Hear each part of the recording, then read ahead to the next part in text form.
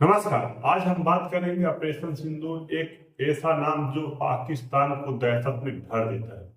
यह ऑपरेशन भारत के सैन्य ताकत, आतंक के खिलाफ जीरो टॉलरेंस, एक नए सामान का प्रतीक है। आइए जानते हैं कि इस पूरी कहानी को क्यों, कब शुरू हुआ ये ऑपरेशन, और पाकिस्तान इससे क्या दर्द मिला। ऑपरेशन सिंदूर की शुरुआत क्यों और कब? 22 अप्रैल 2025 को जम्मू कश्मीर के पहलगाम में एक भ्रंश आतंकी हमला हुआ। आतंकवादियों ने 26 निर्दोष नागरिकों की हत्या की, जिनमें से 25 भारतीय और एक नेपाली नागरिक शामिल थे। इस हमले में मुख्य रूप से हिंदुओं, पुरुषों को निशाना बनाया गया था। भारत ने इस बार हमले में के लिए लश्कर ए तैयबा, जैसे मोहब्बत और द रेजिस्टेंस फ्रंट को जिम्मेदार ठहराया है।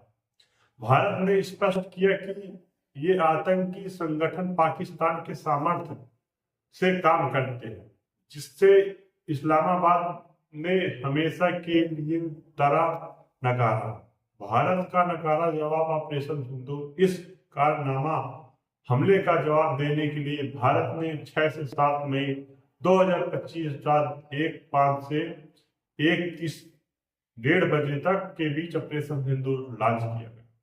नाम ऑपरेशन सिंदूर इसलिए रखा गया क्योंकि यह पहलगाम के मारे गए लोगों को विधवा महिलाओं के न्याय की लड़ाई थी।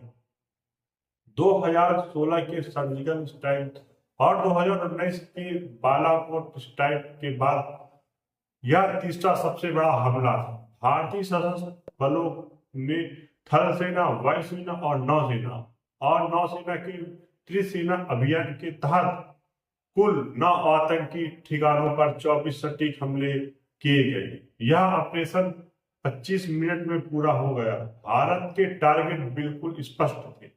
भारत के जो टारगेट थे वो बिल्कुल स्पष्ट थे। पाकिस्तान के अधिकृत कश्मीर पीओके में 5 ठिकाने, मस्जिद मौलाना बिलाल, मुजफ्फराबाद, गुलपुर ट्रेनिंग कैंप, कोटली, सवाई नाला कैंप, मुरादाबाद, मस्जिद अहल हदीस, बरनाला, फिवार और एक अन्य ठिकानों।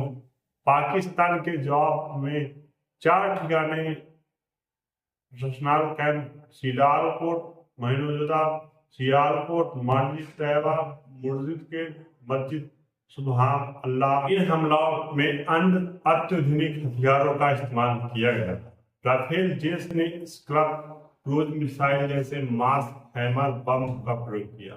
ब्रह्मोस क्रूज मिसाइलों और इंडो इजराइल स्काइडाइल लाइटिंग मिसनीशियम आत्मघाती ड्रोन का उपयोग किया गया। भारतीय सेना के एक्सक्रीबर प्रेसीजन राउंडिंग के तोपखाने का इस्तेमाल किया गया। S-400 वायु रक्षा प्रणाली ने पाकिस्तानी ड्रोन और मिसाइलों का सफलतापूर्वक रोका।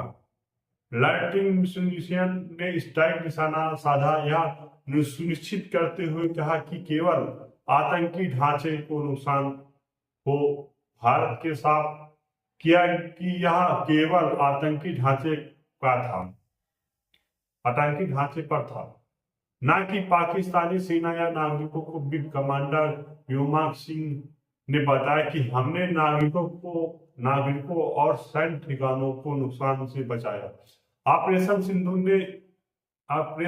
में भारत को भी कुछ नुकसान उठाना पड़ा, जैसे सैन्य हताहत, 5 भारतीय सैनिक शहीद हुए, जिसमें से बीएसएफ कांस्टेबल दीपा चिरंगमान मणिपुर के थे और BSF sub inspector Mohammad Imtiaz Bihar के शामिल थे।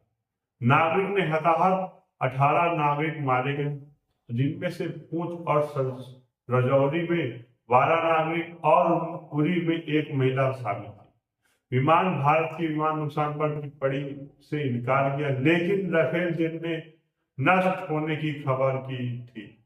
बुनियादी ढांचा एलओसी पर गोलीबारी की व घरों की संपत्ति का नुकसान। पाकिस्तान का दर्द नुकसान 6 जून 2025 को प्रधानमंत्री नरेंद्र मोदी ने कहा कि आज से ठीक एक महीने पहले 6 मई को रात पाकिस्तान के आतंकियों पर कयामत बरसी थी। ऑपरेशन सिंदूर का नाम सुनते ही पाकिस्तान को अपनी शर्मनाक हार याद आई।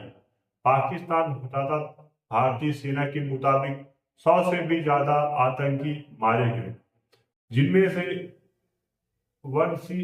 814 अपहरण और पुलवामा हमले के आतंकी भी शामिल थे। पाकिस्तान ने दावा किया कि 40 नागरिक मारे गए, जिनमें से 7 महिलाएं और 15 बच्चे शामिल थे। हालांकि सीएनएन ने इन दावों की पुष्टि नहीं की। पाकिस्तानी सेना ने 11 सैनिकों, 6 सेना, 5 वायुसेना की मौत और 78 घायल होने की बात कबूली।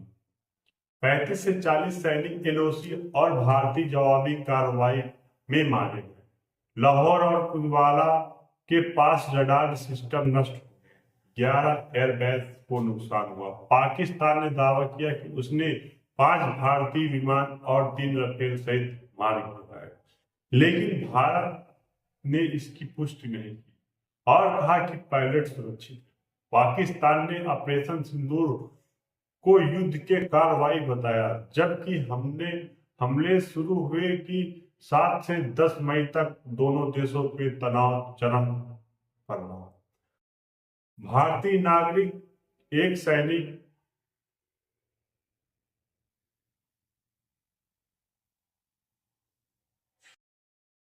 सात से 10 मई पाकिस्तान ने एलओसी पर भारी गोलीबारी, जिसमें 12 भारतीय नागरिक, एक सैनिक और 51 घायल हुए। पूंछ में एक गुरुद्वारा भी निशाना बना। 8 मई को पाकिस्तान ड्रोन और मिसाइलों में जम्मू कश्मीर, पठानकोट और अन्य पश्चिमी शहरों पर हमला किया गया। भारत की S-400 प्रणाली ने इन्हें नाकाम किया। 9 मई पाकिस्तानी ड्रोन पेंटिटा सैन्य स्टेशन पर हमले की कोशिश में नष्ट हुए। 10 मई को पाकिस्तान के राष्ट्रपति डोनाल्ड ट्रंप ने 10 मई को युद्ध विराम की घोषणा की, जिसे भारत और पाकिस्तान ने माना। ट्रंप कहा कि मैं दोनों देशों का साथ दूंगा, इसे सुलझने में मदद करूंगा। कतर, सऊदी अरब, यूके इन देशों में तनाव कम करने की अपील। यूरोपीय संघ पहलगाम हमले की निंदा की, लेकिन दोनों देशों के स्वयं बरतने को कहा। पाकिस्तान का दावा, इस्लामाबाद ने यूएन चार्टर के आर्टिकल 51 का हमला देकर जवाबी कार्रवाई का अधिकार मांगा। पाकिस्तान की हार का कोई सबूत सामने आया। सैटेलाइट तस्वीर 13 मई 2025 को भारत ने मुरीदके और बहावलपुर के तबाह आतंकी ठिकानों की तस्वीर जारी की। 9 आतंकी कैंप की पूरी तरह नष्ट हुए, जिनमें से 2। पाकिस्तान ने ऑपरेशन सिंदूर ने आतंकी आंतरिक एकता पैदा की, लेकिन एक्स पर पोस्ट करते थे कि लेकिन 100+ आतंकी ढेर हुए। 11 एयरबेस तबाह हुए और रडार सिस्टम नष्ट हो गए, लेकिन भारत की रणनीति और उपलब्धियां स्पष्ट थी। भारत ने एयर लैंडिंग सिस्टम और क्रूज मिसाइलों से आतंकी ठिकानों को नष्ट किया। बिना युद्ध बढ़ाए प्रधानमंत्री मोदी जी ने 13 मई को कहा कि ऑपरेशन सिंदूर अब नया सामान है। आतंकवाद के खिलाफ लक्ष्मण रेखा खींच चुके। भारत की आतंकवाद के खिलाफ अपनी ताकत दिखाई और पाकिस्तान प्रायोजित आतंकवाद के उजागर किया। आत्मनिर्भर भारत को घोष और बेंगलुरु के ड्रोनों ने स्वदेशी आतंकी तकनीक को लोहा बनवाया। ऑपरेशन सिंदूर भारत की सैन्य राजनीतिक ताकत का प्रतीक है। 100 से अधिक आतंकियों की मौत का 100 से अधिक आतंकियों की मौत, 9 आतंकियों की कैंपों की तबाही और पाकिस्तान के 11 एयरबैग्स और को नुकसान ने दुश्मन को घुटनों पर ला दिया। 5 भारतीय सैनिक और 18 नागरिकों की शहादत ने देश को एकजुट किया। प्रधानमंत्री मोदी का बयान सही है, पाकिस्तान अब ऑपरेशन सिंदूर का नाम सुनकर कांपेगा। यह ऑपरेशन भारत का नए समान आतंकवाद के खिलाफ सटीक और बेखौफ जवाब का प्रतीक है। जय हिंद।